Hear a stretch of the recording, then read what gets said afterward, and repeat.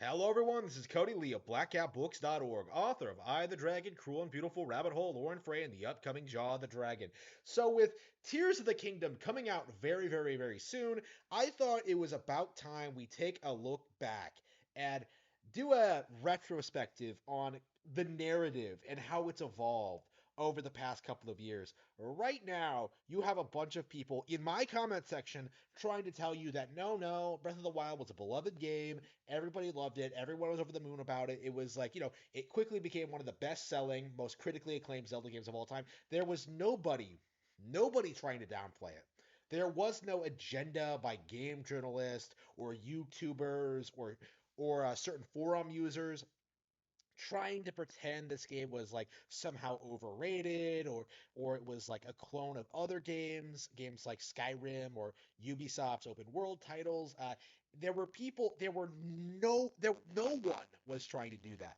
Breath of the Wild was a masterpiece, and that is why we are skeptical of Tears of the Kingdom. We are skeptical that this game could live up to the legacy of the legend of the Breath of the Wild. It is it is impossible. So that's kind of the concern trolling we're seeing right now from the Pretendos is people acting as if Tears of the Kingdom cannot possibly live up to Breath of the Wild because they haven't shown anything, because the map is reused, because of this, that, like every excuse is in the book. But it's important to keep in mind going into this, I think, and I think a lot of other YouTubers aren't really mentioning this. It is very, very, very, very, very, very, very, very important to note that these same people are the same people who were downplaying Breath of the Wild when it was first shown off 7 years ago in 2016, E3 2016. That game was shown off all day long at an E3 press conference, and there were a lot of people who were skeptical even back then. The world looks washed out. They're doing this, they're doing that. Again, I can't. I think in the excitement of it all, because I was kind of in a bad place at the time, I didn't really pick up on a lot of that, and I honestly wasn't really following along with a lot of what was happening with the game until it released in 2017, March 3rd, 2017, exactly 6 years ago, and I was like blown away by it. This open, vast open world, these amazing shrines, great physics, great combat. A breath of fresh air for the Zelda franchise, a breath of the wild, you could say. It was a monumental occasion. I spent like a whole month playing it. It was, I consider it to be like, a major turning point in my life because it was just one of those games that I played and I was just like, wow, this is really, really groundbreaking. This is so cutting edge that I don't see games catching up to it in the next 10 years. Like, I don't think I'll play anything this innovative or this fun in at least 20, right? Like, it was one of those games. It must have felt the same way to people who had played Ocarina when it first came out. Seeing those 3D graphics and seeing how amazing it was. That was a big deal to them, and I felt the same way about Breath of the Wild. So, when I went on gaming news sites and I started seeing like what people were saying about the game, there were of course like the expected 10 out of 10s. There were people like praising the game. There were people hyping it up. There were people giving it like the praise it deserved. But then there were the outliers. Even within the first couple of weeks, there were a lot of people coming out trying to downplay the game. Jim Sterling, I think, is the person that comes to mind alongside a niche gamer who released reviews like that gave it like a 7 out of 10, comparing it negatively to Horizon Zero Dawn. And that was like the big thing for a lot of people back then was whether or not Breath of the Wild was better than Horizon Zero Dawn. Now, it was pretty blatantly obvious which game was superior. Uh, like just by looking at the two of them, you can like just kind of see just that Horizon Zero Dawn had no real legs behind it. Like the only reason it had such momentum to begin with was because it was a PlayStation exclusive and they were desperately pushing out all this narrative that like PS4 had like a stellar 2017. around that time with games like Horizon Zero Dawn, Persona 5, Yakuza 0, Nier Automata. They were really trying to like put out all these titles and like present this narrative that the Switch couldn't possibly compete with all these great games. And so Breath of the Wild became a target. Breath of the Wild can't compete with Persona because it doesn't have the waifus. It can't compete with like Yakuza Zero's deep and mature storyline. It can't compete with Nier Automata, with its waifus. Like that that is that was the narrative presented to us in throughout all of 2017 and going into 2018 was that Breath of the Wild cannot carry the Switch. It's not that great of a game. It's not all that innovative. It's a rehash of games like Skyrim and Assassin's Creed, Ubisoft towers. People would call those towers back in the day. It's doing all this stuff that other games have done better. Breath of the Wild is not that special. And for the first couple of years, there was like a very big push to make it happen, but eventually it kind of tapered off.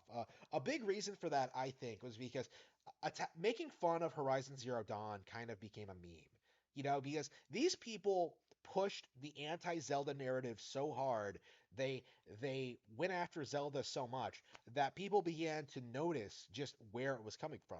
The Snoys, right? This was actually around the time like the Snoy moniker became a thing, in that like the people religiously attacking every single Nintendo game that came out. Games like Breath of the Wild, games like ARMS. Remember when ARMS was supposed to be a failure?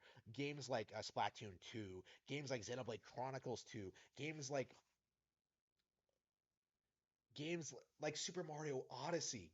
Like all of these people came out in droves trying to downplay them and say that like the Switch had no momentum, it would fail, it would flop, it would be like an obscure thing by the end of 2018. We needed a Switch Pro now. Yeah, that was actually a narrative even back in the day.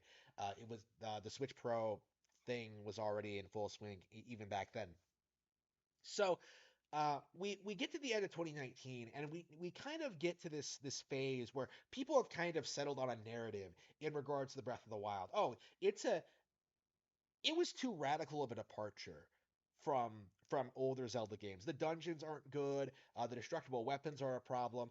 There are problems with the storyline and the voice acting is not good. Like these are real complaints that fans had with the game. They were like observations about how like, oh yeah, like not everything the game does is like ideal or whatever. Like maybe it could have been done differently, or maybe there was like something more they could have done with this or whatever. It was just like it's just like fans going back and forth on like things that they noticed while playing the game. The Pretendos took these criticisms and ran with them, ran them into the fucking ground. Oh man, Breath of the Wild, it has some of the worst dungeons in all of Zelda. Oh man, these you can go straight to the final boss. There's no challenge or reason to explore the open world. The game is unbalanced. Like, there are like 12 different enemy types. For never mind like just how varied and versatile the AI is in this game. One of the best AI systems ever in my opinion. Now, forget how good the combat is and how many cool things you can do if you understand what you're doing. Oh, it's not on the same it's not what I wanted. It's too easy. So that means it's bad, right? So for that period of time, from 2019 to I would say up until Tears of the Kingdom was shown off, there was this big, big, big push to kind of compare Breath of the Wild negatively to previous Zeldas. And I think it was around this time period that people actually started going back and appreciating games like The Legend of Zelda Skyward Sword, which of course was also a game that was heavily downplayed. So what you're seeing here is like the Zelda cycle in full motion. Pretendos try to downplay the new upcoming exciting Zelda game by negatively comparing it to like a previous entry. So Breath of the Wild was compared negatively to Skyward Sword because Skyward Sword had like better dungeons and did some had some interesting decisions when it comes to the level design. I love Skyward Sword. I'm not faulting it at all. I've always defended Skyward Sword and like I see it as like the stepping stone to Breath of the Wild. But like to say that one game is better than the other, you know, different kinds of games can exist. Games can do different things. Like there's a lot of variety they can do with here. Breath of the Wild was designed to be something new, innovative, and interesting. And I don't see like, and I think a lot of people who want Zelda to go back to like the old days and make the games like they used to, they don't understand that like Breath of the Wild was developed with this intent of like making a new revolutionary, completely different thing. They just kind of want things to stay the same forever with like no real evolution or change. I think that mindset is just a poor one to be in, honestly, because I think general audiences, uh, pr- um, due to the influence of corrupt game journalists and pretendos, they were tricked into not liking Zelda a long time ago. There was never a period of time where Zelda was unpopular, but like I grew up during a period where games like Majora's Mask, like Wind Waker, like Phantom Hourglass, like Twilight Princess, Skyward Sword, Spirit Tracks were like all heavily downplayed by the media as just being gimmicky or not like real Zelda games or like Zelda Nintendo's just going downhill. Like I had to deal with that like growing up all my life, to the point where like I think there was a brief period of time where like Zelda was just you were made fun of for liking Zelda or whatever. And this is like, hot on the heels of Ocarina of Time, like the best game ever made. So so for me, I feel very strongly about like not comparing negatively comparing current games to like previous ones. I think Majora's Mask did a lot to evolve Ocarina of Time, even though it's not nearly as like revolutionary or innovative. Like Majora's Mask is a very special game to me in spite of all the changes and all the things that I think it could have done better in. And I think Breath of the Wild, I feel the same way about Breath of the Wild compared to Skyward Sword. Like Skyward Sword is a masterpiece in its own right, but it really is just it really is like it really is necessary to like sometimes like rethink what you're doing and do something completely unique, original, and awesome. And Breath of the Wild delivered that in spades. And now going into Tears of the Kingdom, the release of the sequel is upon us after years and years of like trying to like concern troll and like make up narratives about this game. Remember when this was going to be the last Switch game ever because Nintendo was like going to release the Switch 2 by the end of 2023. Uh, Despite all the narratives, what we're seeing now is Tears of the Kingdom is going to be bad because Breath of the Wild was so good. We're seeing the narrative shift. The only reason that Breath of the Wild is being praised now by general audiences, by the Pretendos, by YouTubers, is because Tears of the Kingdom is almost here and it is almost certainly going to be Game of the Year. Like I don't want to say that for certain because it's possible that like some crazy Nintendo game that we haven't heard about yet is going to come out in like November or something. But like for all, let's be real here. Tears of the Kingdom is going to win Game of the Year. There's no real contesting it. There's no real competition. Like it's one of those things where like you don't even have to see the game to know what the result is going to be. Like this is going to be the best game of 2023, full stop. And I'm curious how much how hard Pretendos will fight to keep that from being like commonly recognized because they fought Breath of the Wild. They fought Breath of the Wild hard. Far harder than I think than they fought like most other Nintendo games. And they succeeded to a certain extent because I don't think a lot of normie audiences really understand how good Breath of the Wild actually is. Like I see a lot of people talk about like, oh, I got into Elden Ring because it was the next Skyrim. Like Zelda did the Skyrim thing better years ago. You know what I mean? Like I get the impression that a lot of Elden Ring players have never even like heard of Zelda. To be completely bluntly honest with you, people are blindly playing Sea of Thieves. Like, oh man, this Rareware, they they're putting out a great games like with no real understanding of like Rareware's history and legacy on Nintendo consoles. Like the vast majority of the people who are playing stuff like Grand Theft Auto 5, Red Dead Redemption 2, Hogwarts Legacy, like it feels like they don't know or care about like the wider world of gaming at all. Like the peak, the culmination of video game development over the past 40 years. Like they don't they have been successfully tricked into not knowing that there's something amazing out there by the people who insisted, who screeched about how Breath of the Wild was overrated and shouldn't be shouldn't be talked about by these people, right? Like that's my problem when it comes to like the constant never-ending downplaying of Zelda. It discourages new players from, taking the plunge and checking this game out for themselves. I think Breath of the Wild could have easily sold 40 million units if people were honest with themselves and admitted that this was the best game ever made, like they did with Elden Ring, right? Like Elden Ring had this big, there was no real pushback against Elden Ring being declared like, uh, you know, the best-selling game ever made, even though that wasn't true, right? The game of the year, the 2022. Like, it was just kind of a given that would happen. Meanwhile, like, every Nintendo game gets, like, all sorts of pushback and, like, weird, weird comments if they win any kind of award, if they get any attention whatsoever. Like, I remember Angry Joe, this past Game Award season, like, he got angry at Splatoon 3 for, oh yeah. They were playing a commercial for Splatoon 3, and then they played a commercial for Blood Bowl, and he was just like Blood Bowl 3, and he was just like, oh, thank Jeff Keighley. Oh man, thank Jeff for for not making me look at that Nintendo garbage, and it just kind of made me like realize just how how much these YouTubers actively go out of their way to avoid Nintendo products. Like someone like Angry Joe will worship Dead Space remake, but never touch Metroid Prime. Someone like Angry Joe will praise Total Warhammer 3, but shit talk Mario Rabbids despite never actually playing it. He will downplay Nintendo Switch because allegedly Nintendo is stealing his ad revenue, which isn't actually true. By the way, I can't confirm this that Nintendo doesn't actually do that.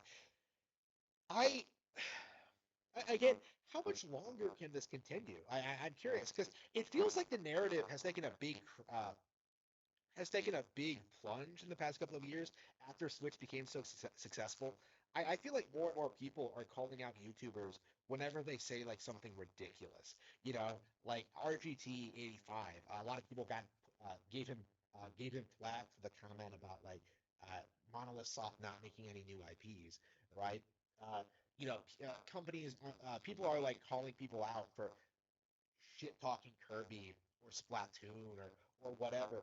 Like it feels like the age of the Pretendo is almost over.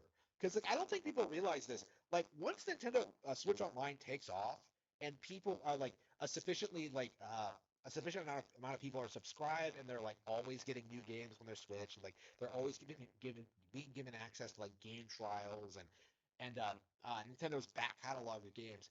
The console war is essentially over. It's won. Like piracy won't have a purpose. PC gaming will not be able to compete.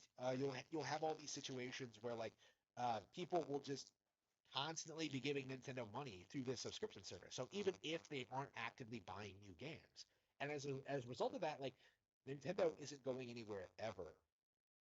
The the uh, the period of time where people could like feasibly claim that like Nintendo was on the verge of bankruptcy because they couldn't compete with PlayStation and Xbox, Sony and Microsoft, like the two big tech conglomerates, they're over. Right? People don't want to admit this. Is that like Nintendo has dominated the console market? They dominated the niche, and as a result of that, like they are the most recognizable brand in gaming. And the only reason that people don't acknowledge it, they don't want to admit it, is because they are blind fanboys of other properties, blind fanboys of Grand Theft Auto, of Call of Duty, of Fortnite, of Halo, of Gears of War, of Uncharted, The Last of Us. Like the list really goes on and on, and it's going to crumble very soon. Again, The Last of Us is a really good example of that. Like The Last of Us HBO had a very big marketing push behind it. Like it was a very big deal. It was like the greatest zombie show ever made for about 6 episodes before the crack started the show. Actually, 3 episodes before the crack started the show. And now it's got to the point where like I know people who were enjoying the show initially started falling off of it. Like that's the future of PlayStation, right? They can't maintain an audience, they can't build a brand, they can't make a video game. Nintendo is dominating the console sphere. Nintendo is dominating like the open world genres. Zelda Breath of the Wild was absolutely one of the best games ever made. I'm tired of people pretending it wasn't. And Tears of the Kingdom, the follow up to this, we got that before the release of Skyrim 2, right? We're getting this before the release of future product of any other open world franchise. This is going to be a big deal, right? Nintendo is proving they can put out bigger open world games than the competition in less time. Tears of the Kingdom, I think, is going to be highly successful and highly popular. How much it's going to be popular, yeah, it remains to be seen. But I think a 10 million units sold is like pretty much a given at this point.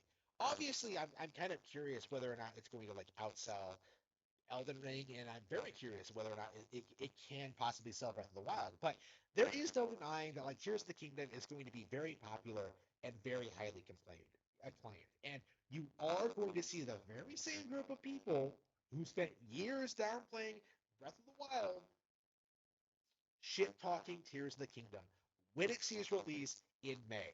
I am looking forward to it, and I hope you are too.